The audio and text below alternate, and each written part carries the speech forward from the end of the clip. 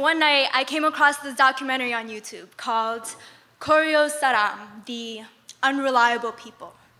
And in it, a woman who could be my grandmother sings of dreaming up this hometown where she's greeted for her return. But as she reaches for the people clasping hands in welcome, she wakes and cries, for that place of glad voices is nowhere to be found.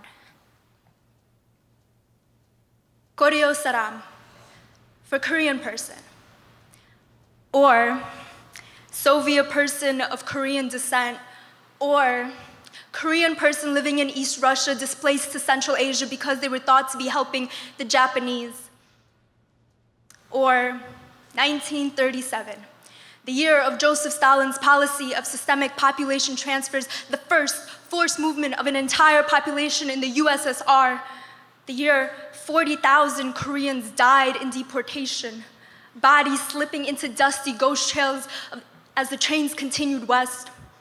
The year Uzbekistan became a dumping ground for weeping people who were told to cultivate a barren land and banned from speaking in their native tongue, so soon forgot it altogether. Here's a not so common history that I only learned a few years back. Here's history of how they turned my people into propaganda posters praising their obedience as if we had a choice. No, we saw the dead ones thrown out of train cars, didn't see the point of fighting back when here, at least we had the hands to bury those who died and save them from becoming restless spirits locked out of the afterlife. Here's a history of my family who survived and to this day are still alive.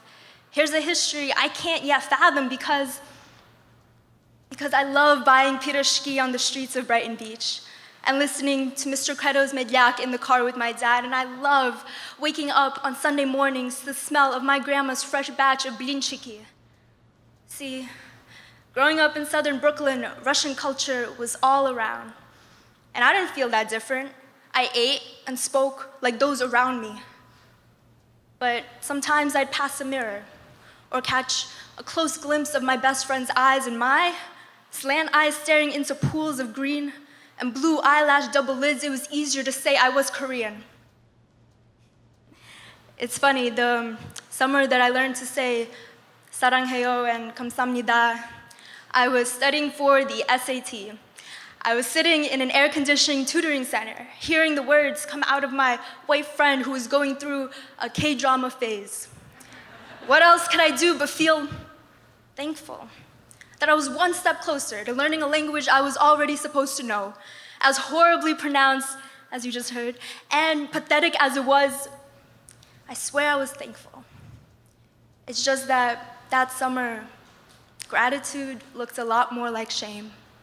Shame of bearing the most Korean last name you can possibly get. Shame as I recall the days of being called a fake Korean and standing out from all my Russian friends.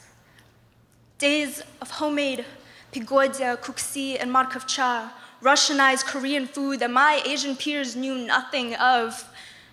Days of fierce frustration and days that turned themselves to years.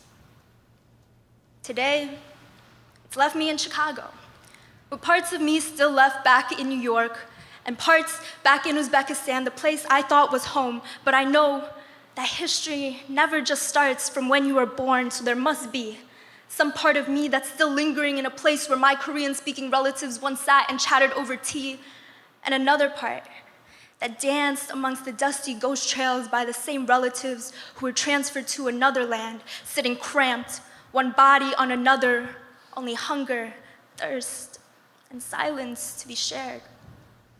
Yes, them too, whose names I do not know, but whose pain I want to understand, whose love I always feel. As they watch me from their undug graves, they know I have but pieces of a puzzle that will never be complete. Those times I try and reach for one country and always feel like I'm losing of all the rest. But I'm learning from my sadness and my anger as they teach me to not keep them bottled in my two small, desperate fists, two fists that symbolize how all these identities inside me come to fit, one of Korean blood and Russian tongue, the fist that holds the past before me but has shaped every moment since, and the other that holds America, my life here in the States, as I struggle to figure out where and who I am. But these fists don't mean I'll ever be just 50-50, half of this and half of that, because these fists are also home to fingers, knuckles, bitten nails, and wide-stretched palms. And I try to remember that open hands don't mean that I'll lose everything I have. I don't need to cling to all these pieces because they'll always be inside of me. But open hands do mean I can catch the wonders of this beautiful life. And like the singing woman dreaming, open hands mean I can reach for people. This time, I know that they'll reach back because this is no dream. I hear their voices with the song of spirits singing right beside me. Because the love of those I've known and know and those I've yet to meet is my definition of a home.